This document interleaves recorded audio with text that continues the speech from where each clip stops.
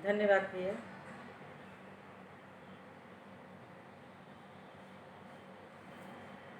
बहुत बहुत धन्यवाद, आप सभी का बहुत बहुत धन्यवाद। गायत्री मंत्र के साथ मैं अपनी बात शुरू करना चाहती हूँ।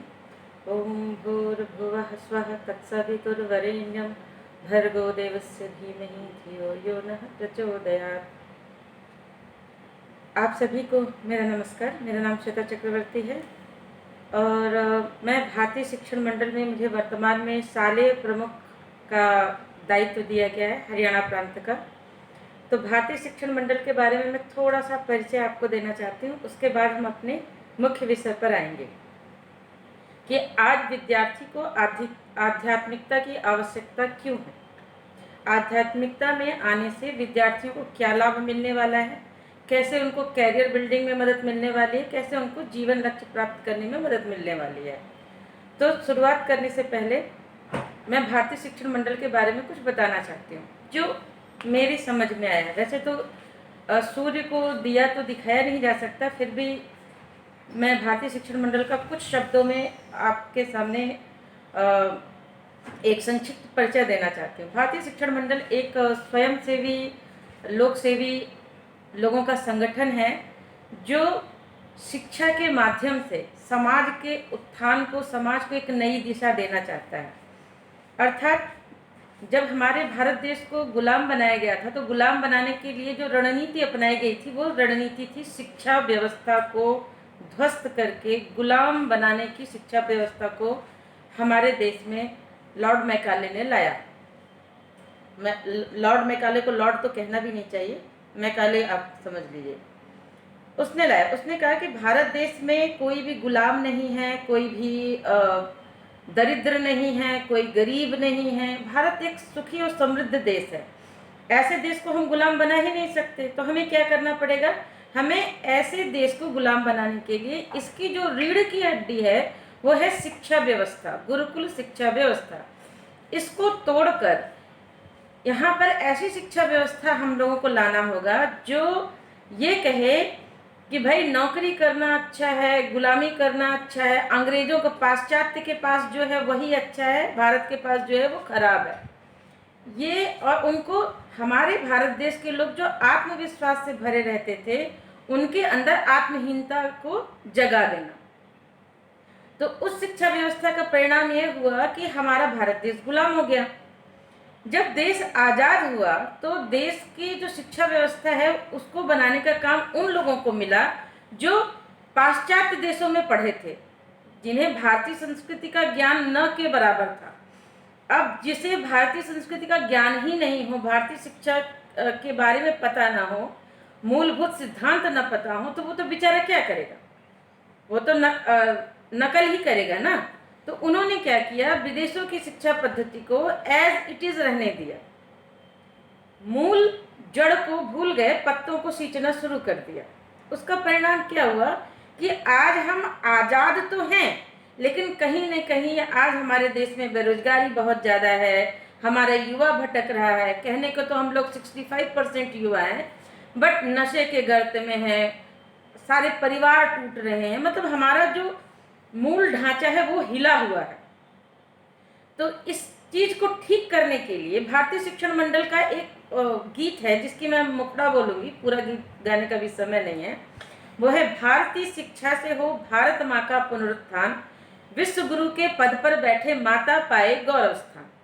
अब यहाँ पर एक बहुत बड़ी बात ध्यान से देखिएगा कि यहाँ पे है भारतीय शिक्षा से हम अपनी शिक्षा व्यवस्था में, भारतीय शिक्षा व्यवस्था में ऐसी व्यवस्था करें, भारतीय शिक्षा में भारत के मूलभूत सिद्धांतों का इस कदर समावेश करें कि भारत माँ का जैसे पहले पुनरुत्थान था वैसे ही हो जाए। हमारा भारत देश 43% पूरे विश्व के व्यापार में राज करता था, सबसे सर्वशक्तिमान हमारा भारत देश था, सोने की चिड़िया भारत था। तो उसको पुनः लाने के लिए भारतीय शिक्षण मंडल कह रहा है कि विश्व गुरु के पद पर बैठे भारत माता पाए गौरव स्थान, माता को पुनः गौरव स्थान वही हमें वापस करना है जो माता का पहले था।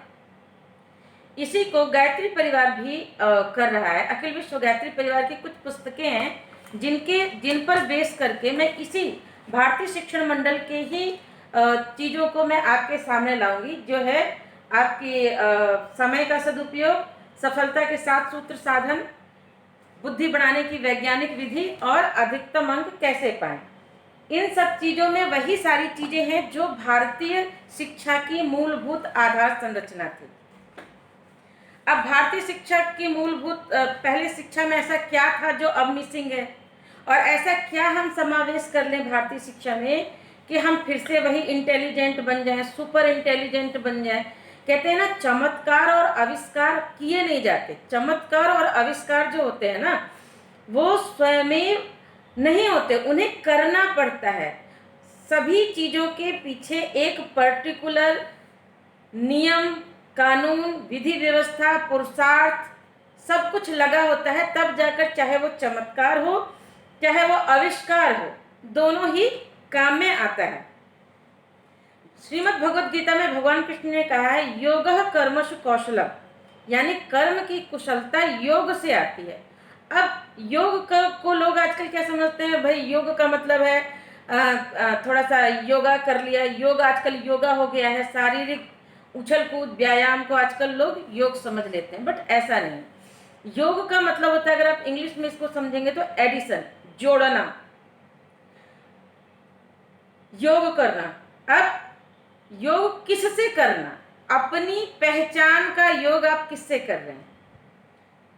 हम अपने शरीर से कर रहे हैं। अगर आप ये मानते हैं कि आप केवल शरीर हैं, तो आपकी क्षमता तो बहुत कम है, आप एक पशु के समान हैं। खाइए पिए और इसको पेट पालने के लिए कुछ कमाइए, ये सब पशुवत कार्य है अगर आपने शरीर से अपनी पहचान का योग किया तो। ठीक है। अब अगर आपने अपने मन से उसका योग किया तो तब आपको इंटरटेनमेंट चाहिए। भाई खाली खाना पीने से तो कुछ नहीं होगा, आपको कुछ इंटरटेनमेंट चाहिए, आपको कुछ रुचिकर कार्य चाहिए, आपको कुछ ऐसा काम चाहिए जिसमें आपके दिमाग की ज़रूरत पड़े। इंटेलेक्ट जहाँ पर काम में आए वहाँ पर आपको मन की आवश्यकता पड़े, मन के इंटरटेनमेंट की, मनोरंजन की, आपको कुछ सीखने की इच्छा होगी, आपको कुछ करने की इच्छा होगी, तब ये आपकी पहचान क्या हुई, आपका योग हुआ मन से। लेकिन अब आपने देखा होगा कि बहुत बड़े बड़े लोग हैं जिनके पास में अच्छा स्टेटस है, सारी चीज़ें हैं, खाने पीने की भी अच्छी व्यवस्था है, फिर उनको एक चीज़ की और आवश्यकता पड़ती है। वो ये आवश्यकता पड़ती है मन की शांति, आत्मसंतुष्टि की। अब आप सोचेंगे कि आत्मसंतुष्टि क्या है? भाई आत्मसंतुष्टि तो बच्चे सोचेंगे कि ये आत्मसंतुष्टि तो हमें पता नहीं है क्या चीज़ है। अच्छा, आत्मसंतुष्टि कैसे मिलती है, इसका एक उदाहरण बताते हैं। उदाहरण ऐसे समझ सकते हो कि अगर कभी आपने किसी गरीब बच्चों की मदद की है, मैसेज में डालिए यस या नो। तो आपने कभी किसी भूखे को खाना खिलाया है? तो आपने देखा होगा कि जब आप किसी गरीब की मदद करते हैं, कोई समाज सेवा का कार्य करते हैं, जैसे कोरोना के समय हम लोगों ने लोगों को खाना दिया था, मदद करी थी, तो उसमें आपको एक बहुत अच्छी आनंद की अनुभूति होती है ना। तो ये जो आनंद की अनुभूति है, यह अनुभूति कहलाती है आत्मसंतुष्टि। इसमें आपका शरीर का पेट नहीं भरा है, शरीर को कुछ नहीं मिला है, आपके मन को भी कोई एंटरटेनमेंट मन का भी नहीं हुआ है। यहाँ पर क्या हुआ है, आत्मा को संतुष्टि मिली है। जब किसी आत्मा का आप फायदा करते हैं तब आपको आत्मसंतुष्टि मिलती है। ठीक है, चलिए एक छोटी सी कॉमेडी की कहानी सुनते हैं। एक बार क्या हुआ कि एक घर था, थोड़ी देर के लिए मानते हैं कि सब में जितने भी हमारे इलेक्ट्रॉनिक उपकरण हैं सब में आत्मा आ गई। ठीक है, मोबाइल ने कहा कि तुम लोगों को पता है आजकल तुम लोगों की तो कोई वैल्यू ही नहीं रही। अगर मैं किसी के हाथ से चली जाऊं ना, तो लोगों को, अगर मैं गुम जाऊं ना तो लोग पागल हो जाते हैं मुझे पाने के लिए। मैं रहती हूँ तभी लोग कम्युनिकेट कर पाते हैं, बात कर पाते हैं। टीवी ने कहा है तुम बड़ी आई, तुम्हारी छोटी सी स्क्रीन में कौन सा एंटरटेनमेंट मिलता है। मैं बड़ा टीवी हूँ, मेरे में फिल्में आती हैं, मेरे में या आजकल ये भी सुविधा है, ये भी सुविधा है, एंटरटेनमेंट मेरे बिना नहीं हो सकता। तो फ्रिज ने कहा अच्छा, गर्मी में तो मेरे बिना कोई काम नहीं हो सकता, इतनी देर में बिजली हंसी।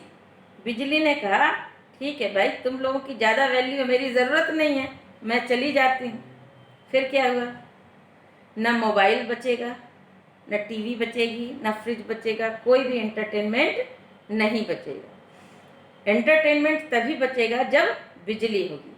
इसी तरह मनुष्य की अंदर अगर मान लो कोई रेस चल रही है और आपको दौड़ना है, अब आपने खूब प्रैक्टिस करी है लेकिन उसी दिन आपको बुखार हो जाए, तो आप क्या करेंगे, भाई दौड़ना तो हम चाहते हैं लेकिन हमारे शरीर में ना दर्द है, हम दौड़ नहीं सकते।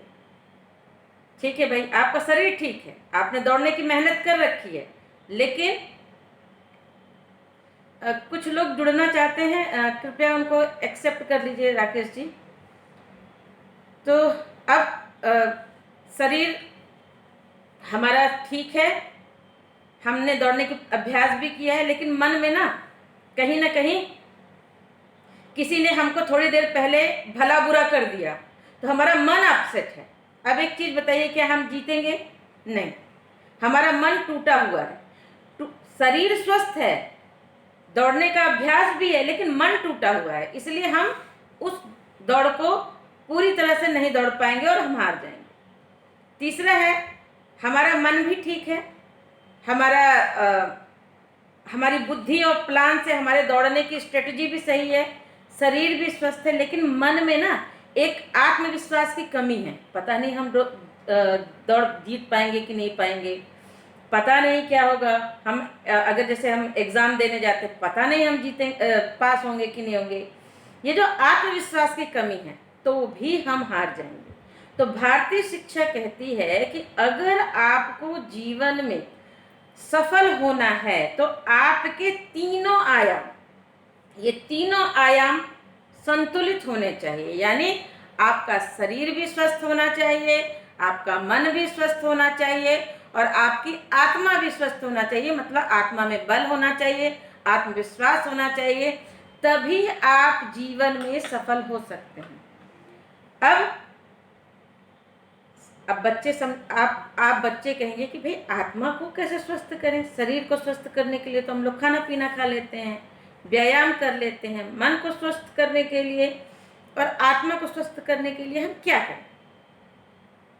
तो आज हम आपको बताएंगे आत्मा को और मन को, दोनों को चुस्त दुरुस्त और पावरफुल बनाने के लिए हम क्या कर सकते हैं।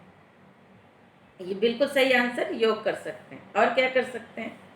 अच्छा, एक चीज बताइए, पानी है, ठीक है, पानी को अगर एक गिलास आप ऊपर से गिराएंगे तो पानी को 5 मंजिल छत पे चले जाइए और पानी को ऊपर से गिराइए, आपको किसी मोटर की आवश्यकता पड़ेगी? नहीं। आपको किसी भी चीज की आवश्यकता पड़ेगी? नहीं। लेकिन वही पानी अगर आपको 5th फ्लोर पर चढ़ाना है तो आपको क्या चाहिए? एक बिजली की मोटर की आवश्यकता पड़ेगी।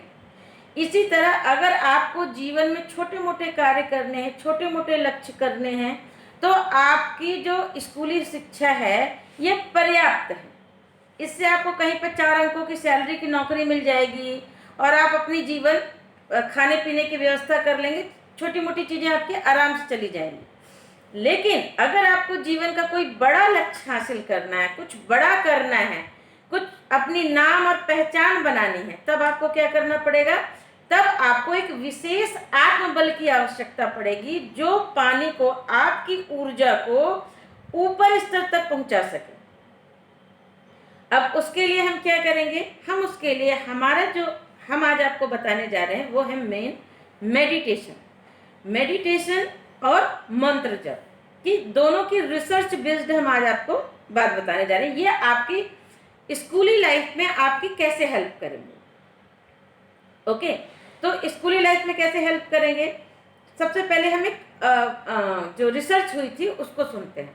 एक बार क्या हुआ कि मैं मनोविज्ञान से, चाइल्ड साइकोलॉजी से ग्रेजुएट हूँ, तो मैं आपको चाइल्ड साइकोलॉजी का एक चैप्टर बताती हूँ जिसमें एक बार एक मनोवैज्ञानिकों ने कहा कि ये मेडिटेशन काम कैसे करता है। तो उन्होंने कहा कि एक काम करते हैं, उन्हें एक संत ने बताया कि मेडिटेशन में आप जिस चीज़ का ध्यान करते हैं आप आप उसकी ऊर्जा, अब वो पॉजिटिव ऊर्जा के किसी ऑब्जेक्ट का ध्यान करते हैं तो वो आपके अंदर पॉजिटिविटी लाएगा, और अगर आप नकारात्मक ऊर्जा का ध्यान करेंगे तो आपके अंदर नकारात्मकता लाएगा। तो उन्होंने कहा चलो इसको रिसर्च करके देख लेते हैं, ऐसे हम नहीं मानते। तो बोले ठीक है, जाओ रिसर्च कर लो। तो वो लोग जेलर के पास गए, जेलर से कहा कि आपके यहाँ पर कोई ऐसे बंदे हैं जिनको फांसी मिलने वाली है? बोले हाँ, बहुत सारे हैं। बोले हमें 2 चाहिए केस। बोले ठीक है, आप ले जाइए। बोले उनको तैयार कर लीजिए, अगर वो रेडी है तो आप ले जाइए। तो वो लोग कैदियों के पास गए, कैदियों से बोला देखिए आपको मृत्युदंड तो मिल चुका है, फांसी लगेगी तो आपके गले की हड्डी टूटेगी, फिर आंखें बाहर आएंगी, खूब दर्द होगा, तब जाकर आप मरेंगे। लेकिन हमारे पास ऐसा तरीका है, हम आपको कोबरा नाग से डसवा देते हैं, थोड़ा सा सुई चुभने जितना दर्द होगा और तुरंत प्राण निकल जाएंगे, आपको तकलीफ कम होगी। बोले ठीक है। बोले ठीक है, एक रेडी हो गया, दूसरे के पास गया। बोले देखो वैसे तो तुम मर ही जाओगे। बोले हाँ, इससे अच्छा ये नहीं है कि तुम कुछ दान पुण्य करके मरो। बोले क्या करना है? बोले अपना ब्लड डोनेट कर दो। बोले ठीक है, ले लो भाई, मरने ही वाले हैं, ले लो। 2 पेशेंट को लेके चले गए। पहले प्रयोग में उन्होंने क्या किया कि एक रूम था जो बड़ा सा था, उसमें उसको बिठा दिया गया और एक काला कोबरा नाग जो बहुत जहरीला होता है उसको दिखाया गया। बोले इस नाग से आपको कटवाएंगे, लेकिन आप क्या करिए कि हम आपके आंख में पट्टी बांध देते हैं जिससे आपको भय न लगे और आप शांति से मर सकें। बोले ठीक है। उसके आंख में पट्टी बांध दी गई और सांप को उसके पास टच कराया गया, लेकिन सांप से कटवाया नहीं गया। ठीक है, एक नकली सांप लाया गया जिसके मुंह पे छोटे छोटे पिन थे और उसको झूठ मूठ कर टच करा दिया गया। अब सब लोग बोले कि अब आपको सांप ने काट लिया है, सांप अब आपका जहर चढ़ रहा है। कुछ लोग झूठ मूठ का बोलने लगे कि भाई अब पैर से जहर ऊपर चढ़ रहा है, धीरे धीरे कमर तक आ गया, हाथ तक आ गया, ओ अब तो हार्ट के पास पहुंचने ही वाला है, सिर पे चढ़ने वाला है, अब कुछ देर ही है, ये मर जाएगा। इतने में वो व्यक्ति मर गया। जब पोस्टमार्टम हुई तो उसके अंदर जहर निकला। अब एक चीज बताओ, जब उसको सांप ने काटा ही नहीं तो उसके अंदर जहर आया कहां से? कोई मैसेज करके बताइए कि जब सांप ने उसको काटा ही नहीं तो उसके अंदर जहर कहां से आया? उसके अंदर जहर आया उसके दिमाग से। उसने उस सांप का इतना गहन ध्यान किया, इतना गहन ध्यान किया, उसके बारे में इतनी गहराई से सोचा कि उसके जहर को अपने शरीर में जनरेट कर लिया। ठीक है, तो जब एक चीज बताइए, सांप के गहराई के ध्यान से अगर कोई व्यक्ति जहर से मर सकता है, तो अगर सूर्य का आप ध्यान करते हैं तो क्या आप निरोग नहीं हो सकते? आपके अंदर ऊर्जा नहीं आ सकती? आप प्राणवान नहीं बन सकते? बन सकते। तो अब एक दूसरा प्रयोग भी देखते हैं। दूसरा प्रयोग, अब आप लोग कहते हैं, मैं कहती हूँ, अगर मैं आपसे कहूँ कि भाई देखो गंदे दोस्तों के साथ मत रहना, तो आप लोग बोलेंगे मैम आप भी ना, आप भी हम लोगों को कहते हैं कि अब दोस्त कहाँ से लाएं अच्छे अच्छे वाले। ठीक है, चलिए अब आप मेरी बात तो आप मानेंगे नहीं, तो वैसे रिसर्च की बात तो मानेंगे ना। तो कैसे गंदे और अच्छे दोस्त आपके ऊपर प्रभाव डालते हैं? तो इसके लिए जो दूसरा वाला कैदी उन लोगों ने लिया था ना, उस कैदी को उन लोगों ने क्या किया कि ले गए। बोले तुम खून तुमको दान करना, वैसे भी अब तुम मरने वाले हो, हम तुम्हारा सारा खून निकालने वाले हैं। बोले देखो ऐसा है कि हम तुम्हारे आंख में पट्टी बांध देंगे, क्योंकि तुम अपना खून निकलते देखोगे ना तो बड़ा दर्द सा होगा। उसने कहा ठीक है भैया, कोई बात नहीं, आप निकाल लो खून।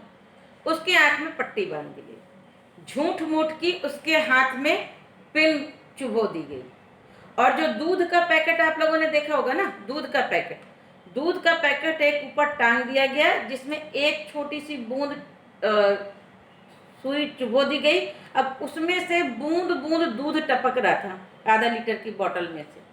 अब सब लोग कह रहे हैं कि देखो इसका खून टपक रहा है, हाँ अब इतना खून निकल गया है, हाँ अब इसका इतना खून निकल गया है, अरे अरे इसका तो अब खून बिल्कुल कम हो गया है। धीरे धीरे धीरे धीरे 4 घंटे के अंदर वो बंदा मर गया। जब उसका पोस्टमार्टम किया गया तो पता लगा उसके खून का, उसके शरीर का खून सूख गया था, उसके अंदर खून का प्रवाह ही नहीं था। बोले कैसे हुआ?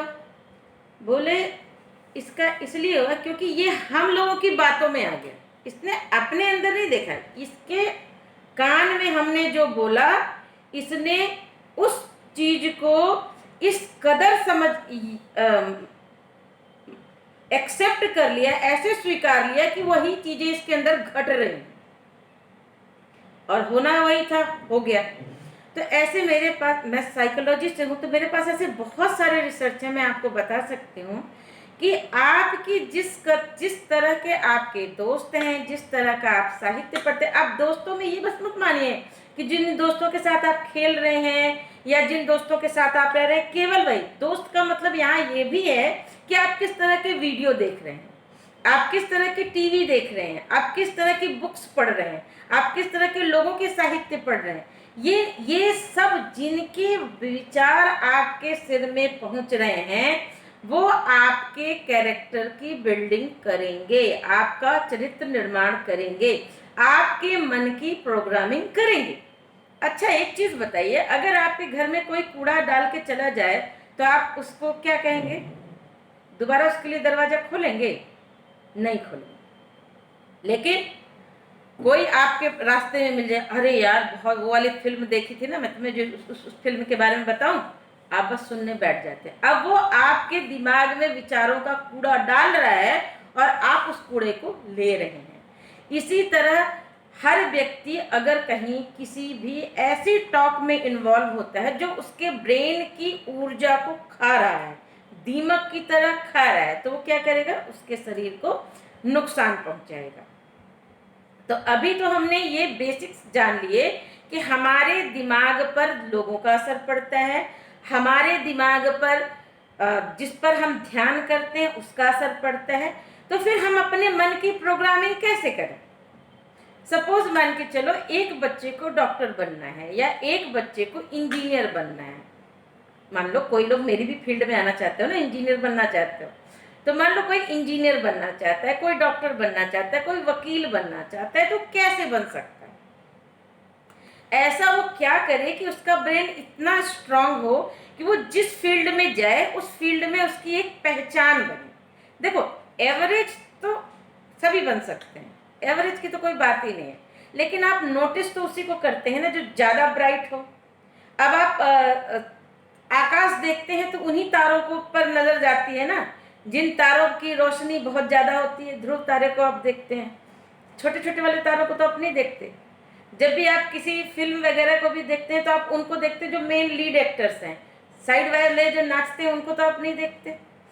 तो जब आप एक किसी भी चीज पर, किसी भी फील्ड में कुछ बड़ा करना चाहते हैं तो आप बड़ा करेंगे कैसे? आपको वो ऊर्जा मिलेगी कैसे? अगर आप क्लास में 40 स्टूडेंट हैं, जो टीचर पढ़ा रही है केवल आप वही पढ़ रहे हैं, जो आप जितना आपको घर में होमवर्क मिल रहा है आप केवल उतना कर रहे हैं, तो आप ऐसे कैसे सोच सकते हैं कि आप बेस्ट बनेंगे? आप तो केवल उतना ही कर रहे हैं जितना सब कर रहे हैं, तो बेस्ट बनेंगे क्या? नहीं।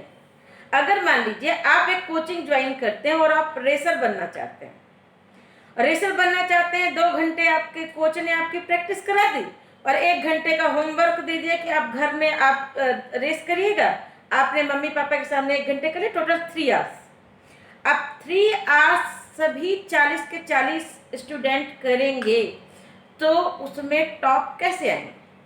उसमें टॉप वही आएगा जो 3 घंटे एक्स्ट्रा खुद से भी मेहनत करेगा, जिसके अंदर कुछ खुद से करने की जुनून आएगा। जब तक आपको दूसरा व्यक्ति जगाएगा तब तक आप अपने जीवन में कुछ खास अचीव नहीं कर पाएंगे। जब तक आप दूसरे के कहने पर पढ़ाई करेंगे तब तक आप अपने जीवन में कुछ भी खास नहीं करेंगे। आप मान के चलिए आप एवरेज ही रहेंगे। जिस दिन आप अपनी मर्जी से पुस्तक उठाएंगे, जिस दिन आप अपनी मर्जी से कुछ करने के लिए आगे आएंगे, उस दिन मान के चलिएगा आपके अंदर कोई है, कोई शक्ति है जो उठ खड़ी हुई है, जो आपको आगे लेके जाएगी। धक्का मारकर कोई कितने दिन तक किसको चला सकता है? एक बच्चा खुद से चलना ना चाहे तो उसको कोई माता कितने दिन तक उंगली पकड़कर चलाएगी? चलाएगी क्या? नहीं ना। वैसे ही अगर मम्मी के कहने पे, पापा के कहने पर और टीचर के कहने पर आप उतना ही पढ़ेंगे तो आप अपने जीवन में आगे कैसे जाएंगे? अब आता है, ठीक है हम उतना, ठीक है हम 3 घंटे ज्यादा पढ़ते हैं, लेकिन क्या करें हमारा पढ़ने में मन नहीं लगता।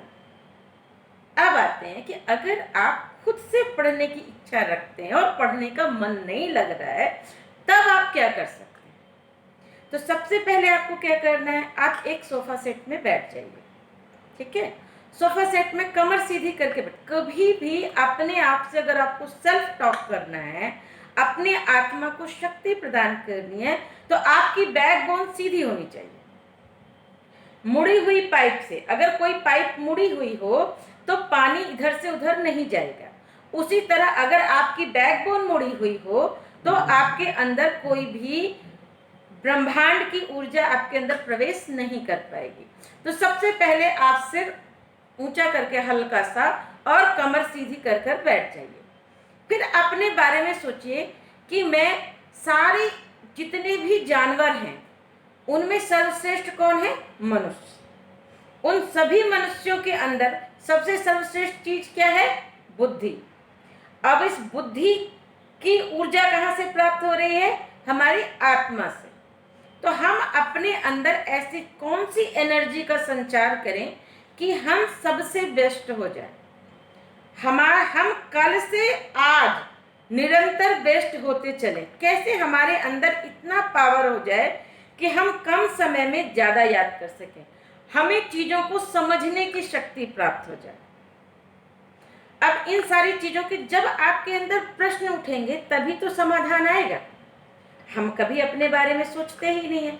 आपने कभी अपने ब्रेन को काम ही नहीं दिया तो ब्रेन आपके लिए काम कैसे करेगा? आपने ब्रेन से कभी कहा कि एक चीज बताओ ब्रेन, ये बताओ कि मेरी क्लास में 40 स्टूडेंट हैं, तो मुझे मेरे अंदर ऐसा क्या मेहनत करनी चाहिए कि मैं अपनी क्लास में सबसे बेस्ट बन जाऊं? आपने मन से अपनी ये बात कही? नहीं कही। तो वो कहाँ से लेके आए आपके लिए? कभी आपने ये सोचा कि रोज सोते समय कभी आपने ये सोचा कि आज मैं सो रहा हूँ तो हे मन मुझे कुछ सपने ऐसे दिखाओ कि जो मेरे जीवन को कुछ बेस्ट बनाने के काम में आए? आपने मन को कभी ये ऑर्डर दिया? नहीं दिया। आप क्या करते हैं? आप ऐसे होटल में जाते हैं और बैठे हैं चुपचाप, अब वेटर आएगा चला जाएगा। जब तक आप ऑर्डर प्लेस नहीं करोगे तब तक वेटर आपको क्या देगा सामान? उसी तरह जब तक आप अपने ब्रेन को ऑर्डर सही प्लेस नहीं करोगे तब तक ब्रेन आपके लिए कैसे काम करेगा? ब्रेन को आपके लिए काम करने के लिए सही कमांड की जरूरत है। भाई आप मोबाइल लेकर बैठे हैं, मैंने मोबाइल लिया है, अब इस मोबाइल पर मैं कुछ कर नहीं रही हूँ तो ये मोबाइल क्या रहेगा? बंद रहेगा। मुझे इस मोबाइल में क्या करना है ये तो मैं डिसाइड करूंगी ना। तो इसके लिए हमें सही कमांड अपने ब्रेन को देना पड़ेगा। तो आज हम बात करते हैं मन की प्रोग्रामिंग की। तो मन की प्रोग्रामिंग करने से पहले, जैसे आपको अगर लैपटॉप में कोई प्रोग्रामिंग करनी है तो लैपटॉप को पहले एक हार्डवेयर सेट करना पड़ेगा, यानी शरीर का स्वास्थ्य आपको पहले सेट करना पड़ेगा। तो शरीर के लिए आपको क्या करना पड़ेगा? जब भी आप एग्जाम की तैयारी कर रहे हैं या पढ़ने का समय है तो पढ़ने के कम से कम आधे घंटे पहले खा लें, आधे से 1 घंटे पहले खा लें। खाना खाने के तुरंत बाद आपका पढ़ने में मन नहीं लगेगा। पेट में थोड़ी सी जगह होनी चाहिए, खाली जगह होनी चाहिए, तब आपकी पढ़ने में मन लगेगा। बिल्कुल खाली पेट में भी मन नहीं लगता पढ़ने में, और बहुत ज़्यादा भरा हो पेट तो भी मन नहीं लगता। दूसरा क्या है, आपके शरीर में आप थोड़ा बहुत व्यायाम करेंगे, थोड़ा एक्टिव शरीर होगा तभी उसमें मन लगता है। ठीक है, अब मन, ये ग्लास मान लीजिए हमारा शरीर है, ठीक है, और ये हिलता हुआ पानी हमारा मान लीजिए मन है। ठीक है, अब आप इसको पढ़ने में मन लगाना चाहते हैं, लेकिन शरीर बहुत ज़्यादा हिल रहा है, ठीक है, तो आपके मन की एनर्जी इसको नहीं मिलेगी। पढ़ने से पूर्व अपने शरीर को थोड़ी देर के लिए आप स्थिर करिए। जब शरीर स्थिर होगा तो आपके मन का अंदर वाला मन भी स्थिर होगा। कम से कम 5 से 7 मिनट तक आप अपने मन को स्थिर कर लीजिए। मतलब आती जाती सांस पे ध्यान दीजिए, अपने मन को कमांड दीजिए कि मन तुम्हें पढ़ाई करनी है। स्वयं से बात करिए, बोलिए मन तुम्हें पढ़ाई करनी है, मुझे अपना कैरियर बनाना है, तो थोड़ा आप मेरा सहयोग करो। मन से आपको फ्रेंडशिप करनी है, ठीक है। जब आप मन को बार बार एक कमांड देंगे तो मन क्या करेगा कि हाँ भाई ये बंदा सीरियस है पढ़ने के लिए, तो मन भी आपके लिए सीरियस हो जाएगा। आप जो भी भगवान के पूजा करते हैं, जो भी देवी देवता मानते हैं, आप उनके 3 बार मंत्र पढ़ लीजिए। जैसे हम लोग पढ़ाई करते हैं, आप देख रहे हैं मेरे पीछे कितनी सारी बुक्स हैं, मैं बहुत कंटिन्यू बहुत पढ़ाई करती हूँ, ठीक है। तो मैं अगर मुझे कभी भी पढ़ना होता है तो मैं पहले 5 मिनट अपने मन को शांत करती हूँ, डीप ब्रीदिंग करती हूँ, क्योंकि पढ़ने के लिए ब्रेन को ऑक्सीजन अधिक चाहिए होती है। जब आप कोई मेंटल कार्य करने जा रहे हैं तो उसको ऑक्सीजन की मात्रा अधिक चाहिए। जब आप सांस लेते हैं, आप लोग अपनी सांस को ध्यान से देखिए, तो आप लोग बहुत छोटी सांस लेते हैं, बहुत लाइट सांस लेते हैं। तो जब आप बहुत लाइट सांस लेते हैं तो आपके ब्रेन तक अधिक मात्रा में ऑक्सीजन नहीं पहुंचती। जब अधिक मात्रा में ऑक्सीजन नहीं पहुंचेगी तो ब्रेन कॉन्सेंट्रेट करने में आपकी मदद नहीं कर पाएगा, क्योंकि वो बेचारे को ऑक्सीजन नहीं मिल रही है। तो आपको क्या करना है, दोनों हाथ गोदी में रखना है और दोनों अंगूठों को ऐसे टच करना है। आप कभी आप लोगों ने अपना अपना मोबाइल चार्ज किया होगा तो उसमें 2 पिन लगी होती है ना लाइट में, ठीक है, तभी चार्ज होता है ना, एक से तो चार्ज नहीं होता, 2 लगते हैं। तो आप दोनों हाथ को इस तरह से टच कर लीजिए, अंगूठों को, और गोदी में रख लीजिए, ठीक है। अब आपको ब्रेन में ऑक्सीजन पहुंचानी है। तो ब्रेन में जब ऑक्सीजन पहुंचानी है तो एक इंग्लिश में कहावत है, जिसको अब मैं हिंदी में बोलूंगी, इंग्लिश में, where attention goes energy flows. तो जहां आपका ध्यान जाएगा वहीं आपकी ऊर्जा आएगी। तो आपको सांस में ऑक्सीजन प्लस ऊर्जा दोनों डालकर आपको अपने ब्रेन तक पहुंचानी है। तो आपको कम से कम 5 to 15 टाइम डीप ब्रीदिंग करनी है। तो गहरी सांस कैसे लेते हैं, धीरे धीरे, बिल्कुल सीढ़ी की तरह, बिल्कुल धीरे धीरे सांस लेनी है। और फिर जितनी धीरे धीरे आपने सांस बहुत गहराई से ली, वैसे धीरे धीरे धीरे धीरे सांस छोड़नी है। थोड़ी देर अपने दिमाग में सांस हल्की से रोक के रखिए, फिर धीरे धीरे धीरे छोड़िए। इससे क्या होगा कि ऑक्सीजन अधिक से अधिक आपके ब्रेन में जाएगी। बहुत बच्चे कहते हैं हम पढ़ते हैं ना तो हमारे सिर में दर्द होने लगता है। क्यों दर्द होता है? क्योंकि उनके दिमाग में प्रॉपर ऑक्सीजन पहुंची नहीं है। जब आपके दिमाग में प्रॉपर ऑक्सीजन पहुंचे, आपको पता है, अगर कभी भी आप एक प्रयोग करके देखिएगा, अगर कुछ जलाना है ना तो उसमें ऑक्सीजन होनी बहुत ज़्यादा ज़रूरी है। यानी अगर आप मान लीजिए एक ऐसा बीकर ले लीजिए कांच का, उसमें एक मोमबत्ती जला लीजिए और उसको बंद कर दीजिए ऊपर से, तो जैसे ही ऑक्सीजन खत्म होगी वो मोमबत्ती बुझ जाएगी, क्योंकि जलने के लिए ऑक्सीजन की बहुत ज़्यादा आवश्यकता पड़ती है। हम क्या करते हैं कि हमने दिमाग को ऑक्सीजन पहुंचाई नहीं, अब दिमाग पढ़ाई कर रहा है, अब जैसे ही पढ़ने का काम हुआ, मतलब दिमाग में लाइट जली, तो आपको डीप ब्रीदिंग जैसे जैसे आप करेंगे तो आपके दिमाग को प्रॉपर ऑक्सीजन पहुंचेगी। तो जितना आपको पढ़ना, अगर आपने 15 टाइम्स भी डीप ब्रीदिंग कर ली, उसके बाद पढ़ाई करी, तो आपको कम से कम 1 घंटे के लिए ऊर्जा आपके ब्रेन को मिल जाती है, ठीक है। एक तो ये हो गया। दूसरा, जब आप किसी भी मंत्र की चैंटिंग करते, जैसे मैंने पहले आपको एग्जाम्पल बताया कि सांप के गहन ध्यान से उसके शरीर में जहर उत्पन्न हो गया, उसी तरह आप कहते हैं ना, अरे कभी कभी आपने डायलॉग सुना होगा ना, अरे इसकी तो दिमाग की लाइट जल गई यार, क्या आइडिया निकाला इसने। तो वो जो दिमाग की लाइट और आइडिया होती है, वो आती है आपके दिमाग में कितनी ऊर्जा है। अच्छा, एक चीज बताइए कि पूरे ब्रह्मांड की ऊर्जा का स्रोत कौन है?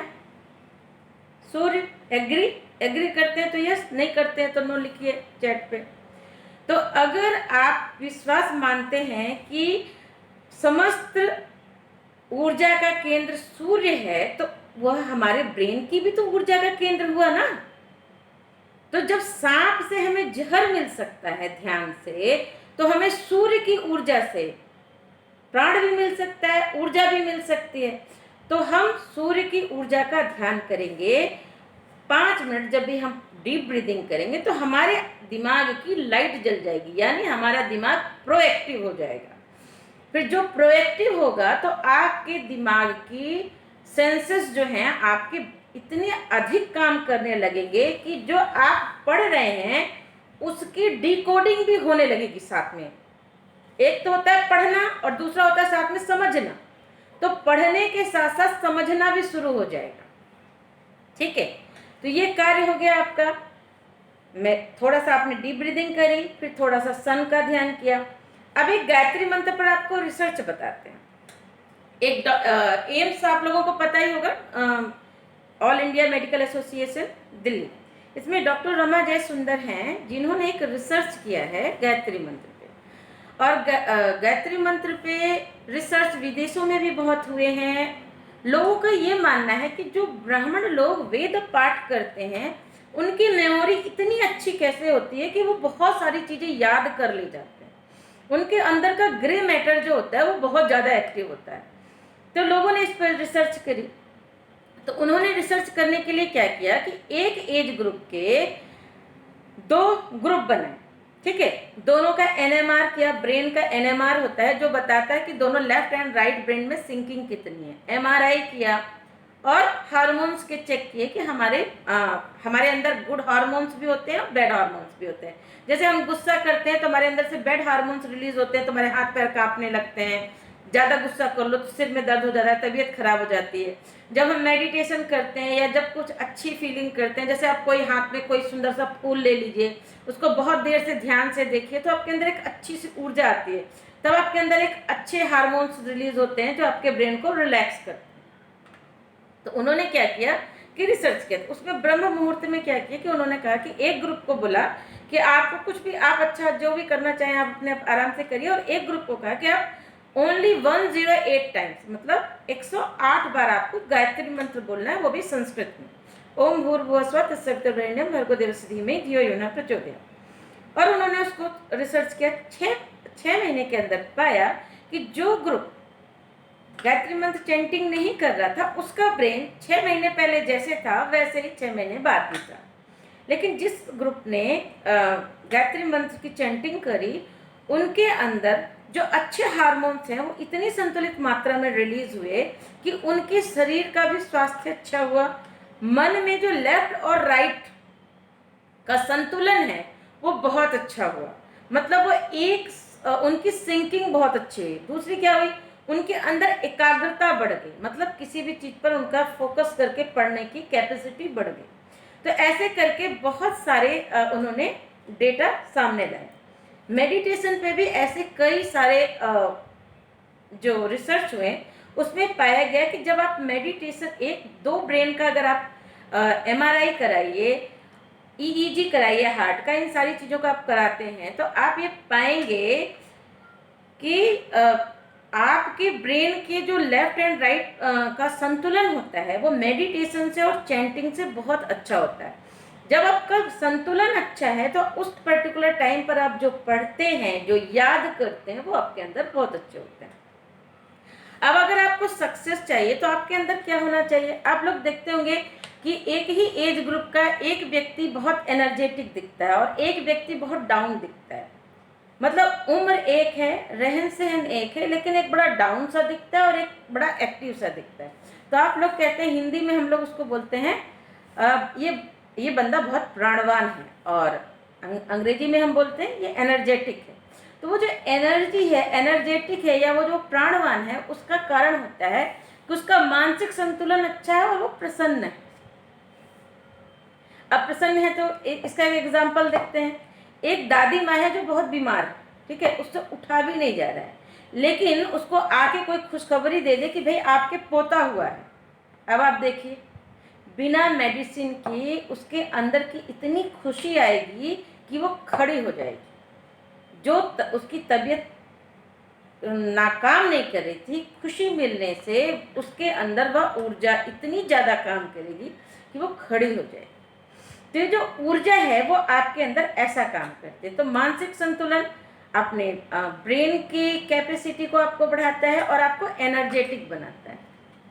दूसरा क्या है, हम कुछ लोग क्या करते हैं, सोचते तो बहुत ज़्यादा हैं और करते कुछ नहीं। यानी उनके पास आप जाएंगे तो उनके पास आइडियाज़ बहुत होते हैं। उनको ये पता होता है कि प्रधानमंत्री मोदी को क्या क्या करना चाहिए, लेकिन बस उनको इतना नहीं पता होता कि उनको क्या करना चाहिए।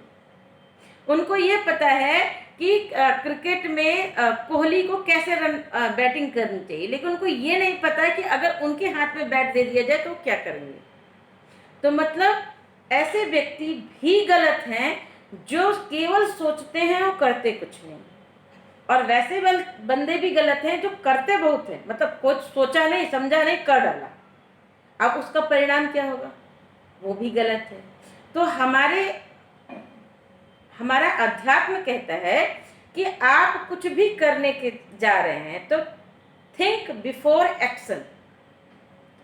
थिंक बिफोर एक्शन में आपको क्या करना है कि आपको सोचना है कि आप क्या करने चाह रहे हैं, क्यों करने जा रहे हैं, इसको कब तक करना है और कैसे करना है और क्या क्या हेल्प चाहिए, व्हाट व्हेन हाउ।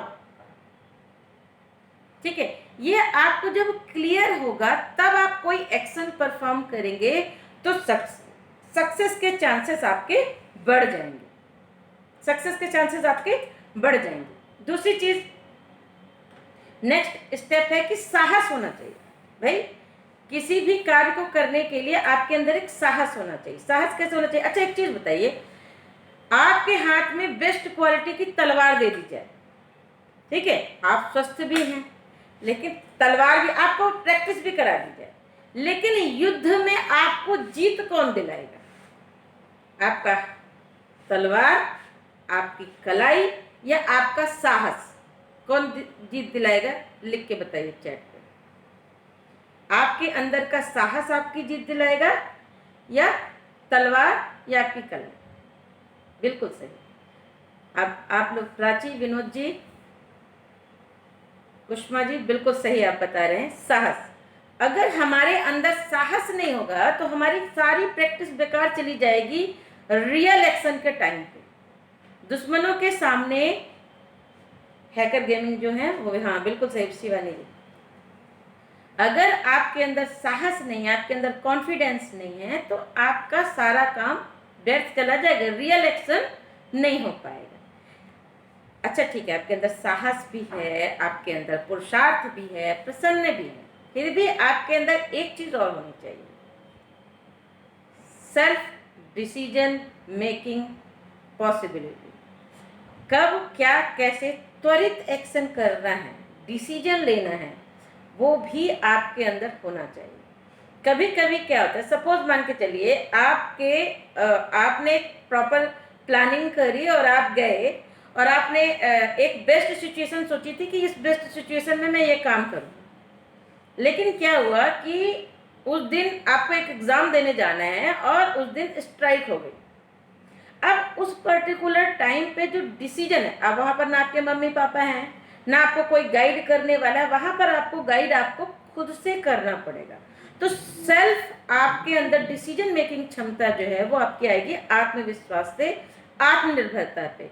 आप अपने आप पर ऊपर कितना कंट्रोल करते हैं। तो जब सही समय पे सही डिसीजन लेंगे तब जाकर आपके अंदर सफलता की ज्यादा पॉसिबिलिटीज बढ़ती है।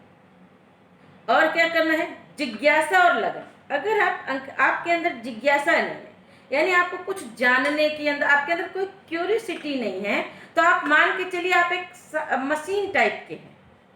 आपके अंदर अगर कोई कुछ जानने की लगन नहीं है, कुछ करने का जुनून नहीं है, तो भी आपके सक्सेस पाथ पे फुल स्टॉप लगा ही है। जब जो जितना ज़्यादा जिज्ञासु होगा, जो जितना ज़्यादा लगनशील होगा, उसके अंदर उतनी ज़्यादा उसके सक्सेस पाथ को बढ़ने के चांसेस बढ़ जाते हैं।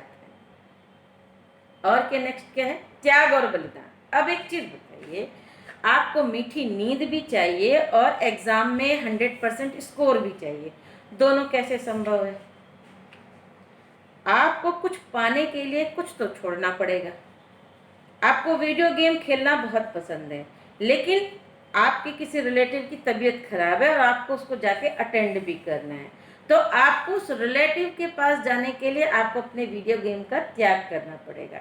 आपके पास 24 घंटे ही हैं, कोई अमीर हो या गरीब हो, या कोई लड़का हो या कोई लड़की हो, आपके पास एक फैक्ट्री है या आपके पास 10 फैक्ट्री है, आपके पास एक बच्चे हैं या 10 बच्चे हैं, आपको 24 घंटे से ज़्यादा समय नहीं मिला हुआ है।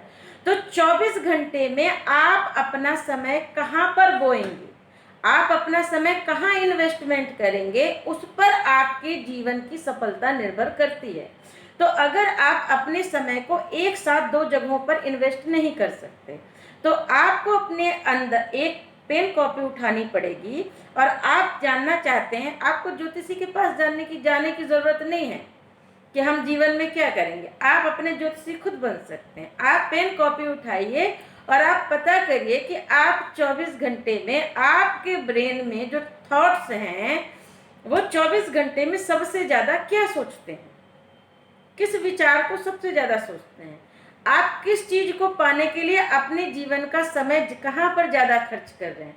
अगर आपको यह क्लियर हो गया कि आपका समय सबसे ज़्यादा कहाँ जा रहा है, आप जान के चलिए कि वही चीज़ आपके जीवन में घटने वाली है। अगर आपका समय पढ़ने में जा रहा है तो आप पढ़ाई में कुछ न कुछ बढ़िया करेंगे। अगर आपका समय खेलने में सबसे अच्छा जा रहा है तो आप खेलने में भी कुछ अच्छा करेंगे। लेकिन समय आप कहाँ पर इन्वेस्ट कर रहे हैं आपको जानना पड़ेगा। और जिस एक चीज को पाने के लिए किसी एक चीज का बलिदान करना ही पड़ता है। अगर कुछ पाना है तो आपको आलस्य छोड़ना पड़ेगा, प्रमाद छोड़ना पड़ेगा। अब आलस्य और प्रमाद का भी एक अंतर समझ लीजिए। आलस्य शरीर को होता है, प्रमाद मन को होता है। यानी मन का आलस्य प्रमाद कहलाता है, शरीर का आलस्य आलस्य कहलाता है। तो शरीर के आलस्य को थोड़ी सी आलस्य होती है, यानी आप कहीं से थक कर आए हो, बीमार हो, थोड़ा रेस्ट कर लिया, शरीर अच्छा हो गया। लेकिन जो मन का आलस्य होता है, यानी पड़े रहना, ठंड के समय रजाई खींच के सो जाना, अधिक ज़्यादा सोने की इच्छा करना, या कुछ मतलब ऐसे कार्य में सुस्ती से पड़े रहना जहाँ पर जिसकी आपको आवश्यकता नहीं, जो आपके जीवन को दीमक की तरह नष्ट कर रहा है, उसको कहते हैं प्रमाद। तो आपको अपने अंदर जब भी आलस्य आए तो आपको सेल्फ क्वेश्चन करना है, क्या मेरे शरीर की हालत खराब है या मेरे मन की टेंशन है। तो अगर शरीर की प्रॉब्लम है तो आप थोड़ा सा स्ट्रेचिंग कर लीजिए, थोड़ा चल लीजिए, थोड़ा सा अच्छा ग्लूकोन डी वगैरह पी लीजिए या कुछ ठंडा पेय पी लीजिए, तो आपको एनर्जी मिल जाएगी। कोई फ्रूट्स वगैरह खा लीजिए। अगर आपके मन को कोई प्रॉब्लम हो रही है तो आपको प्रमाद दूर करने का एकमात्र उपाय है कि आप थोड़ा सा प्राणायाम कर लीजिए, थोड़ा सा मेडिटेशन कर लीजिए और अपने ब्रेन की जो निगेटिव थिंकिंग में उसकी विचारधारा चली गई है उसको आपको पॉजिटिव में लाना है। अब सकारात्मक और नकारात्मक ऊर्जा को लाने के लिए आपका क्या तरीका है। अब जैसे एक ग्लास है, ठीक है, मैं आधा ग्लास कर देती हूँ इसको। अब ये आधी भरी है और आधी खाली है, ठीक है। तो अगर किसी को दुखी होने का मन हो तो वो ये देखे कि मेरे जीवन में क्या नहीं। अरे मेरे उसके पापा उसके लिए ये सारे सामान लेके आते हैं, उसके पास गाड़ी है, उसके पास ये फैसिलिटी है, ये है, ये है, ये है, तो दुखी हो जाओ। लेकिन अगर आपको ये जानना है कि आपके जीवन में क्या, सुखी होने के लिए आपको देखना कि आपके जीवन में क्या क्या है, व्हाट यू हैव, ठीक है। एक कहानी के माध्यम से, एक दो कहानियों के माध्यम से मैं अपनी बात समाप्त करने जा रही हूँ। टाइम होने वाला है, 6 मिनट अभी और है हमारे पास। तो हम बात करने जाते हैं। एक केरली नाम का व्यक्ति था, ठीक है। उसको बहुत शौक था कि वो शूटर बने। तो उसने बहुत प्रयास भी किया था, सेना में था। लेकिन क्या हुआ कि सबको पता था कि हंगरी में, कि सबको पता था कि ये ही बंदा ओलंपिक जीतेगा। लेकिन उस बंदे के हाथ में ग्रेनेड फट गया, राइट हैंड में। अब उसका पूरा कैरियर समाप्त। राइट ही था वो। अब उसके पास दो चॉइस थी, या तो वो इस बात अपने आप को हार मान ले कि अब मेरा इस जीवन में कुछ नहीं हो सकता, या मतलब आधी गिलास खाली देखे, यानी मेरा हैंड टूट गया है, अब मेरे पास कुछ नहीं है, मेरा जीवन समाप्त हो गया, मैं कुछ नहीं कर सकता, अब मैं अपाहिज हूं। ठीक है, लेकिन वो सोते सोते उसने क्या सोचा, विनर्स और लूजर्स में क्या फर्क होता है? लूजर्स हमेशा बहाना बनाते हैं, आधा खाली है, मैं ये काम इसलिए नहीं कर पाया क्योंकि ये आधा खाली है, मैं ना एग्जाम देता हूँ, कुछ नंबर से मैं पास नहीं हो पाता, यानी पता नहीं क्या प्रॉब्लम है यार, वो बहाने बहाने बहाने। लेकिन जो विनर्स होते हैं वो कहते हैं कि भाई मैं कहाँ कमी थी, मुझे उस पर काम करना है। तो केरली ने कहा भाई मेरा दाहिना हाथ नहीं है, मेरा लेफ्ट हैंड तो है, लेफ्ट हैंड तो है, मेरे दिमाग तो है, मैं कुछ तो कर सकता हूं, मैं प्रयास तो करूं।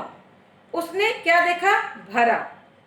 सबके पास चॉइस होती है कि इस हाथ से या इस हाथ से, उसके पास कोई चॉइस नहीं थी, ओनली हैंड बचा था लेफ्ट। उसने अपने लेफ्ट हैंड से प्रयास करना शुरू किया। सब लोग बोले पागल हो गया, बाएं हाथ से खाना तो खा नहीं पाता, पेन तो उठा नहीं पाता, शूटिंग करेगा। उसने प्रयास करना छोड़ा नहीं। जब इंटरनेशनल लेवल पे हुआ, राज्य स्तर पे, सबने सोचा बेचारा हम लोगों का प्रोत्साहन करने आया, अब तो इसका हाथ गया।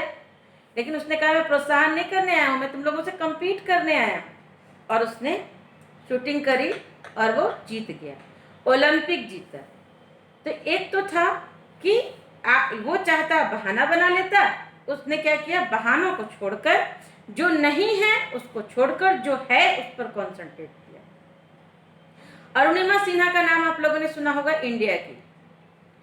वो एक लड़की जो ट्रेन से जा रही थी, चैन स्नेचर ने उसको उठा के ट्रेन से फेंक दिया तो वो गिर गई, पैर पे दूसरी ट्रेन आकर चली गई, रात भर चूहों ने खाया, अब उसके पास पैर नहीं था। तो उस और लड़की ने क्या किया, अब उसके पास भी ऑप्शन था, सारी दुनिया ताने मारी, अब इस लड़की की शादी कैसे होगी, हमारे देश में तो लड़कियों के एक ही किस्मत होती है, शादी कैसे होगी, अगर अपाहिज हो गई तो मतलब वो जिएगी मरेगी कैसे, इससे कोई फर्क नहीं पड़ता, फर्क इससे पड़ता है इसकी शादी कैसे होगी। तो लोग उल्टा सीधा बोलने लग गए। उसने कहा मैं इन लोगों को मुंह से क्या जवाब दूं, ठीक है मेरे पास पैर नहीं है, मेरे पास दिमाग तो है। इंसान किस्मत पे हम अभी 1-2 मिनट बाद आते हैं, पहले हम उसकी अरुणिमा सिन्हा के बारे में बताते हैं। उसने कहा कि नहीं, मेरा पैर नहीं है ना, मेरे पास मेरा साहस तो है, मेरा आत्मविश्वास तो है। और उसने एवरेस्ट जैसे कई ढेर सारे पीक, जो 2 पैर वाले नहीं चढ़ पाते, वो अपने एक नकली पैर पे चढ़कर चली गई और उसने इतिहास बनाया। लोग उसको कहते थे कि भाई सब कैसे, उसने कहा कि शरीर नहीं चलता, शरीर की शक्ति से बड़ी है मन की शक्ति, और मन की शक्ति से बड़ी है आत्मा की शक्ति। ठीक है, तो अब मैं एक बात बताना चाहती हूँ। बहुत सारे बच्चे ये सोचते हैं मेरी तो ना किस्मत ही खराब है, मेरे मम्मी पापा के पास इतने पैसे नहीं कि मैं कोचिंग नहीं कर सकता, कुछ कहते हैं कि मेरे पास ये फैसिलिटी नहीं है, वो फैसिलिटी नहीं है, 50 बहाने बनाते हैं। लेकिन आपको एक चीज पता होना चाहिए कि किस्मत आपको परिस्थिति दे सकती है, वो आपको किस्मत आपको किसी मंजिल तक नहीं पहुंचाती, आपको फेवरेबल परिस्थिति दे सकती है, लेकिन उस परिस्थिति से आपको क्या फायदा मिलेगा ये तो आपका पुरुषार्थ डिसाइड करेगा, आपके मानसिक मनोबल डिसाइड करेगा, आपका आत्मबल डिसाइड करेगा। भाग्य किसे कहते हैं?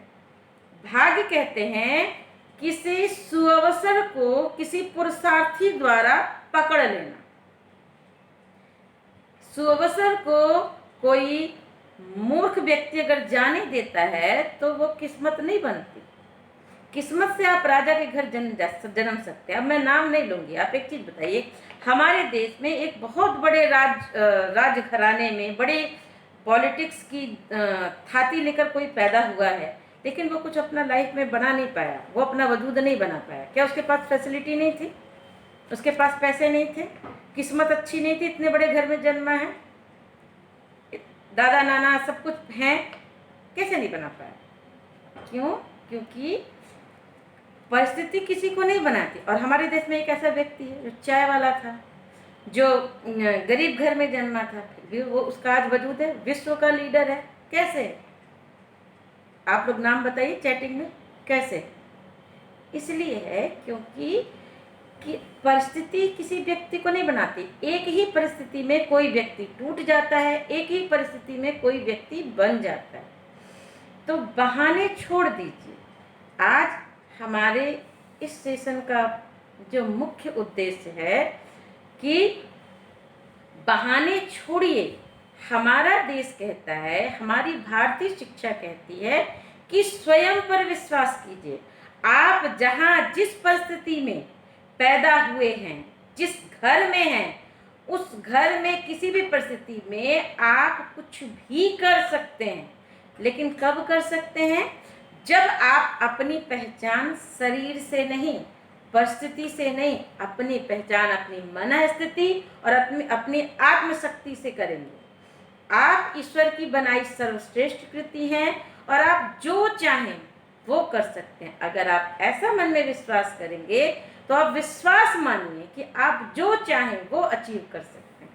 तो हमारे परम पूज्य गुरुदेव कहते हैं, पंडित श्री राम शर्मा आचार्य जी कहते हैं कि मनुष्य अपने भाग्य का निर्माता आप है। कोई टीचर डिसाइड नहीं करते कि कोई कौन सा बच्चा कौन सा नंबर पाएगा। ये तो बच्चा डिसाइड करता है ना, वो कॉपी में क्या लिख कर आएगा। इसी तरह मनुष्य कर्म करने में स्वतंत्र है। आप जो चाहें जैसा कर्म करें। आप चाहते हैं कि आप पूरी और कटहल की सब्जी खाएं और आपका पेट खराब ना हो, ऐसा नहीं होगा। आपने जो खाया है वो आपको परेशानी करेगा। आप ये सोचेंगे कि हमने सलाद खाए, अच्छे अच्छे अंकुरित खाए और उसके बाद आपको एनर्जी ना मिले, ऐसा हो ही नहीं सकता। आपने अच्छा अच्छा खाया तो आपको एनर्जी मिलेगी। आप ये सोचेंगे कि मैंने गंदे गंदे सीरियल देखे, डरावने सीरियल देखे, हिंसक सीरियल देखे, उसके बाद भी मेरा मन शांत रहे, पढ़ने में लगे, नहीं लगेगा, क्योंकि मन में आपने कचरा डाल दिया है। अब आप ये सोचते हैं कि मैंने अच्छे अच्छे पढ़ने के वीडियो देखे, एक किसी महापुरुष की जीवनी देखी, उनसे प्रेरणा ली, अब मेरा पढ़ने में मन ना लगे। पढ़ने में मन जरूर लगेगा, क्यों नहीं लगेगा? क्योंकि आपने अपने दिमाग को अच्छी खुराक दी है। जैसे आप पेट को अच्छा खाना देंगे तो अच्छा आउटपुट मिलेगा शरीर के लिए, वैसे ही आप मन को अच्छा इनपुट देंगे तो अच्छा आउटपुट मिलेगा। आप सोचेंगे कि हम पूजा पाठ कर रहे हैं, मेडिटेशन कर रहे हैं तो हमें आत्मबल बढ़ेगा। हाँ, बिल्कुल बढ़ेगा, 100% बढ़ेगा। और अगर आलस्य प्रमाद में पड़े रहेंगे तो आपका कुछ होगा? नहीं होगा। तो आपके हाथ में ही आपकी किस्मत है। अब आपको डिसाइड करना है कि आपको अपनी किस्मत कैसी बनानी है, अपने मन की प्रोग्रामिंग कैसे करनी है, सब कुछ आपके हाथ में। तो इसी बात के साथ भारतीय शिक्षण मंडल की ओर से हम आप सभी का धन्यवाद करते हैं कि आप सभी ने हमारा सेशन ध्यान से सुना। और हम सभी का एक प्रयास होना चाहिए, हम सभी भारतीयों का एक प्रयास होना चाहिए कि जो हमारा मूल मंत्र है, जो हमने शुरू में बोला था, उसको हमारे साथ साथ एक बार बोलिए। भारतीय शिक्षा से हो भारत माँ का पुनरुत्थान, विश्व गुरु के पद पर बैठे माता पाए गौरव स्थान। और इस चीज के लिए हम सब प्रयास करेंगे। यार, विश्व गुरु बनेगा कौन? हमें और आपको ही तो बनना है विश्व गुरु। एक चीज बताइए, घर गंदा है तो घर को गंदा कौन करता है? हम लोग ही करते हैं ना। और घर को साफ कौन करता है? हम करते हैं। तो घर अच्छा और गंदा कौन करता है? रहने वाले। वैसे ही देश अच्छा और गंदा कौन करता है? रहने वाले। इसी तरह अगर हमारे देश को विश्व गुरु बनना है तो किसे बनना पड़ेगा? हमें बनना पड़ेगा, आप सभी को बनना पड़ेगा। तो बताइए, सभी लोग सच सच बताइए कि विश्व गुरु बनने के लिए एक्स्ट्रा मेहनत करेंगे? मैसेज करिए। बिल्कुल, थोड़ा सा मेहनत अपने देश के लिए करना पड़ेगा। हम सभी को इतना इंटेलिजेंट बनना पड़ेगा कि विश्व में बात जब भी हो तो सबसे ज्यादा इंटेलेक्चुअल पीपल कहाँ पाए जाते हैं? भारत देश में पाए जाते हैं। और सबसे ज्यादा ब्रेन कहाँ है? भारत देश में। और सबसे ज्यादा सुकून और शांति कहाँ है? भारत देश में। तो इस सब चीज को, जो हमारी मूल थाती है, उसको पुनः स्थापित करने के लिए हमें भारतीय शिक्षण मंडल के साथ हाथ में हाथ मिलाकर चलना है।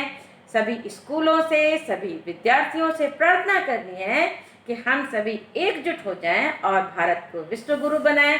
पुनः भारत के व्यापार में, पूरे विश्व के व्यापार में भारत की हिस्सेदारी मजबूत करें, सोने की चिड़िया बने, हम रोजगार बांटें, एक व्यक्ति 5 से ज़्यादा लोगों को रोजगार बांटे, ऐसा बने।